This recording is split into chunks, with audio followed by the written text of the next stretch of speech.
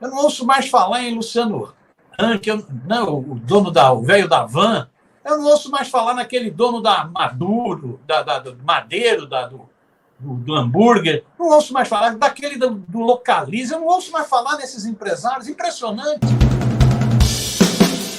Ô, Miro, eu não sei o que a Adri quer pautar aqui. Eu estou com um vídeo agora do Lula falando sobre todos serem presos, todos os que tentaram dar o golpe no dia 8 de janeiro serão presos. Antes da gente entrar no debate do PL das fake news, eu queria pautar com o Miro essa questão da CPMI dos atos golpistas. Então, Gui, põe o vídeo aí a gente volta para esse assunto. E eu queria convidar vocês a todo mundo virar soldado contra a fake news. A gente não pode permitir que a mentira continue prevalecendo nesse país. Cada companheiro que tem um celular precisa ficar atento, precisa ficar esperto. Não pode mandar mensagem mentirosa. Não pode passar para frente aquilo que você sabe que pode prejudicar a pessoa. A mentira nunca levou ninguém a lugar nenhum. E foi a verdade que derrotou o ex-presidente da República. Vocês se lembram que eles tentaram dar um golpe dia 8. Eu quero terminar dizendo para vocês, todas as pessoas que tentaram dar golpe serão presas, porque esse país quer democracia de verdade. Essa democracia quer respeito. Por isso, companheiros e companheiras, eu queria estar vendo vocês, mas eu não posso. Companheiro da imprensa, obrigado pelo carinho, muito obrigado. E um abraço, companheiros, e até nossa vitória, se Deus quiser. Olha só, deixa eu só dar uma informação aqui que saiu, que essa camisa que o Lula usou é cubana. Lula usa camisa cubana, guaiabeira, em discurso lá em Anhangabaú. É isso. Todo mundo aqui espera até matéria. Ó. O presidente Lula da Silva usou uma bela e branquíssima camisa guaiabeira. Guaiabeira em geral. Eu como estava aqui fazendo outras coisas, não fiquei muito botando reparo na camisa. Por isso que. Mas guaiabeira é bem clássica, assim, né? E só que bordada. Linda. Miro, o que você acha? Para cima dos golpistas, esse governo está, de fato, com essa coragem toda ou é mais aquele cachorro que late, mas não morde? Primeiro, só um comentáriozinho sobre o que a Sinara falou do 1º de maio. Eu achei o 1º de maio um ato muito simbólico. É isso, depois da gente ter convivido tristemente, nas trevas, com o Temer e com o Bolsonaro, o 1º de maio do Bolsonaro foi quando ele disse o seguinte, quem quer direito não tem emprego, então você escolhe entre direito e emprego. Foi ele que disse isso, é um defensor realmente do trabalho escravo, da escravidão. Bolsonaro foi o homem da rejeição, a agressão total ao movimento sindical, a não ter nenhum diálogo com o movimento sindical. Bolsonaro foi o cara da carteira verde e amarela, que só não andou para frente porque foi rejeitada no Congresso, ficou paralisada no Congresso. Bolsonaro foi a negação do trabalho, a negação do direito ao trabalho. O ato de ontem é o Lula voltando a uma atividade dos trabalhadores, do movimento sindical, um ato unitário, e lá falando de valorização do trabalho, salário mínimo, imposto de renda. Ele deu seu recadinho sobre a PL das fake news, ele deu, o recado foi dado, cada um aqui é soldado na luta contra as fake news, na semana em que se vota o PL, e deu o recado contra os golpistas. Vamos ver, pegando aí a questão que Dri levantou, vamos ver se realmente é para ir para jugular dos golpistas mesmo. O governo, no meu entender, errou ao não ter tomado a iniciativa da CPMI. O governo partiu de uma avaliação de que já tinha vários mecanismos de apuração do que ocorreu no 8 de janeiro, do ato de vandalismo, de terrorismo no 8 de janeiro, Polícia Federal, Ministério Público, Supremo Tribunal. Então, a investigação já estava sendo feita, não precisava. Partiu da avaliação de que a CPMI seria só um palco de ataques, de radicalização, e que isso é ruim para o governo. E partiu de uma avaliação de que o importante é discutir a pauta econômica, a questão social, né, a fome do povo e tal. Eu acho que errou na avaliação, porque parece que esqueceu que os bolsonaristas, que a extrema-direita, não iam deixar isso passar barato. E a extrema-direita veio para o ataque, usou as redes digitais, inclusive, e passou a ideia de que a árvore é culpada pelo incêndio da floresta. A árvore é culpada pelo incêndio da floresta. As vítimas são culpadas pelo golpe. E essa ideia foi criando força. Tanto é que ela vai sendo repetida. Eu peguei outro dia um carro aqui, o cara falou isso. O governo está com medo, está escondendo alguma coisa. Passou essa ideia. Eu acho que o governo errou. Acho mesmo. Acho que devia ter tomado a iniciativa de ter proposto a CPMI. Jogado essa turma na defensiva.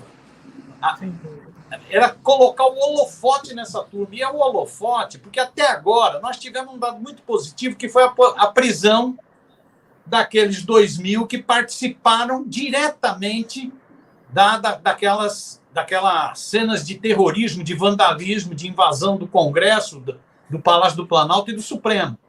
Então, nós tivemos a prisão. 200 e poucos, 100 e poucos ainda continuam presos. Né? Já tem vários indiciados, bababá. Mas, por enquanto, são só os magrinhos. É só aquelas bestas manipuladas que foram para lá. É importantíssimo, tem que ser preso mesmo, tem que ser processado, não pode ter perdão, mas, por enquanto, é magrinho. O único não magrinho que está preso é o ministro da Justiça, o ex-ministro da Justiça do Bolsonaro. Né? O restante é magrinho. A CPMI precisa colocar o holofote na cara dos verdadeiros responsáveis por isso.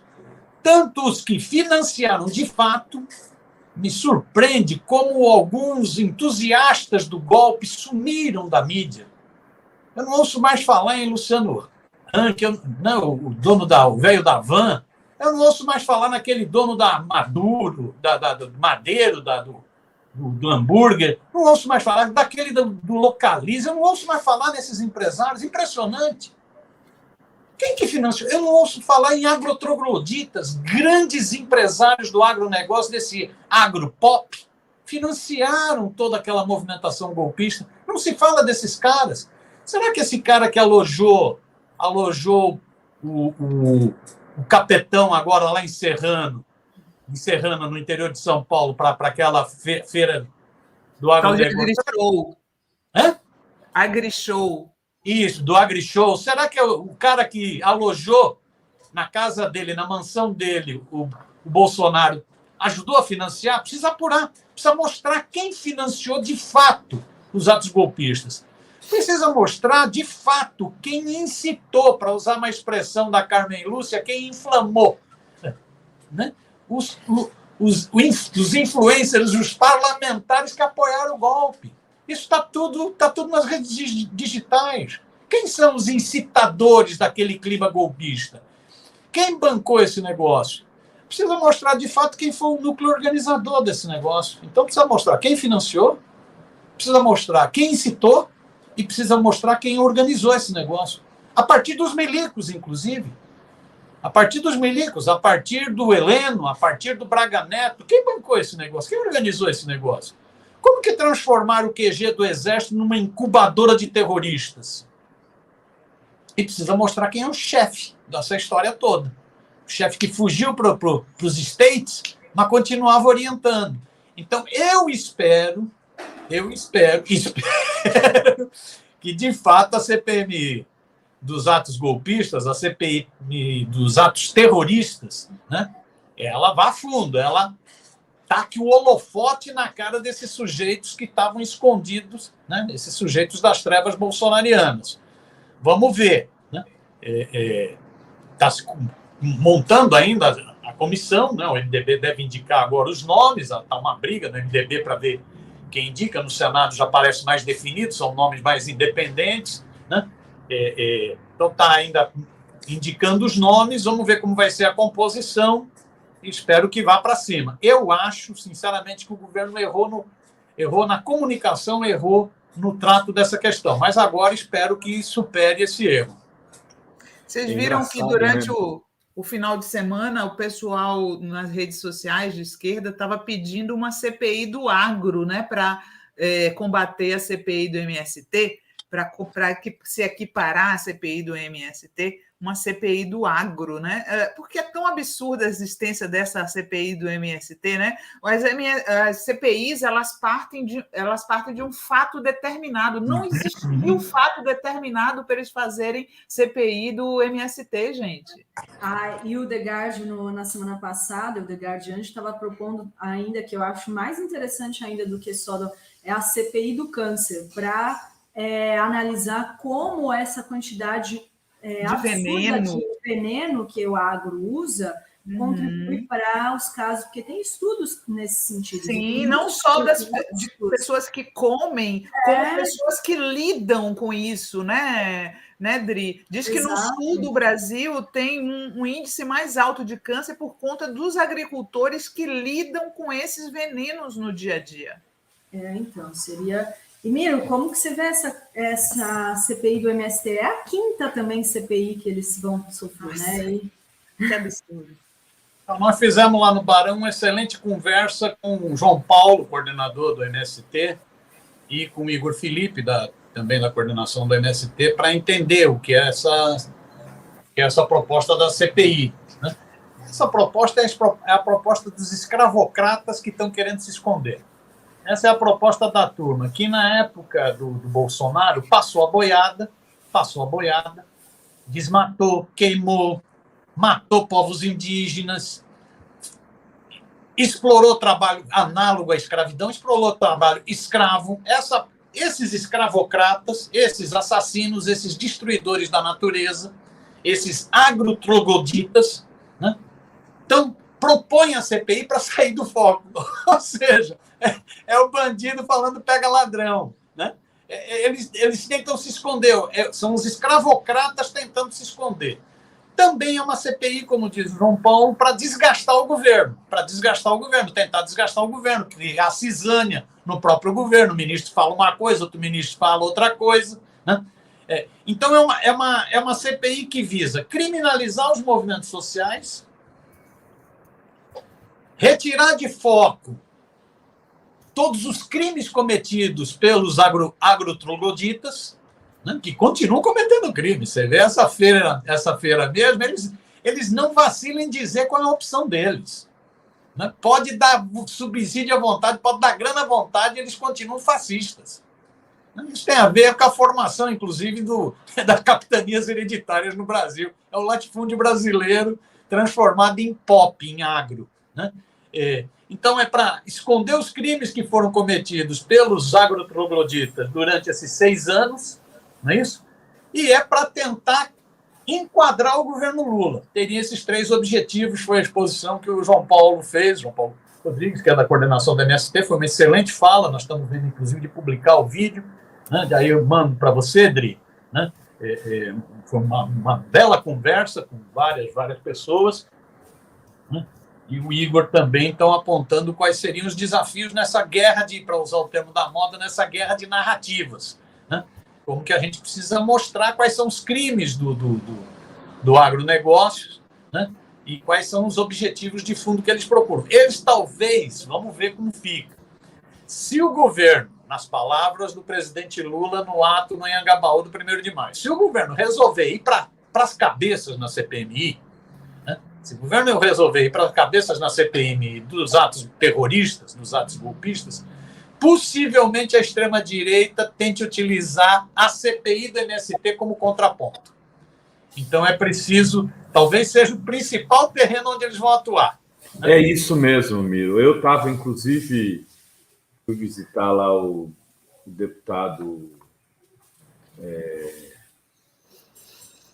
Oh, meu Deus... líder da bancada do PT, Zé Guimarães, líder da bancada do governo, Zé Guimarães, e os assessores ali conversando, tal, todos com esse entendimento, que essa CPI, né, inclusive criada também pelo Lira, para poder controlar o governo, né, e dar com uma mão a CPI do golpe e com a outra entrega para os bolsonaristas a CPI do MST.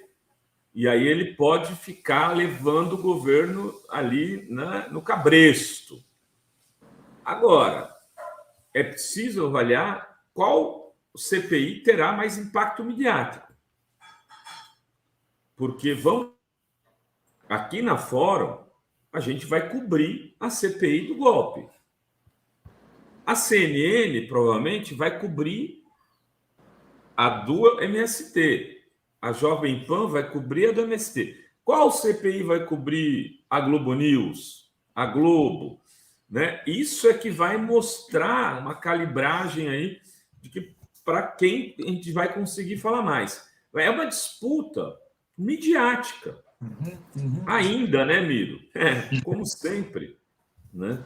E o Miro acabou de falar uma coisa, eu já repeti aqui isso por diversas vezes. Desde o dia 9 de janeiro, defendo uma CPI para os atos golpistas. Fui chamado de louco aqui por muita gente por defender isso. Falar, quem não faz, toma. Né? E aí, também quem não faz na hora certa, faz na hora errada. E será que eles teriam tido força para impor uma CPI do MST naqueles dias que eles estavam acuados, com 2.000 pessoas presas, né, com Anderson Torres com mandado de prisão? Será que a gente não teria tido uma condição política melhor? Eu tendo a achar que sim. Acho que o governo errou. Acho que o governo hoje tem dificuldade de compreender as ruas porque não está olhando muito as redes. Tem um olhar, às vezes, meio nublado, principalmente quem está ali no dia a dia do Congresso, fica muito impactado, não, com a governabilidade, como se ela fosse só uma questão congressual. E não é, colegas, não é mais, sinto lhes informar. Como sentia, né, um tempo atrás, informar os meus colegas jornalistas que eles não controlavam mais a pauta sozinhos. Dizia, acabou, né, o tempo do jornalismo estrela, que é aquele cara que fala sozinho. Agora as coisas vão e vêm. E também deputados, deputadas e deputados, graças a Deus agora temos deputados também, né? Sinto lhes informar que acabou o tempo de que a governabilidade se dá num acordo congressual.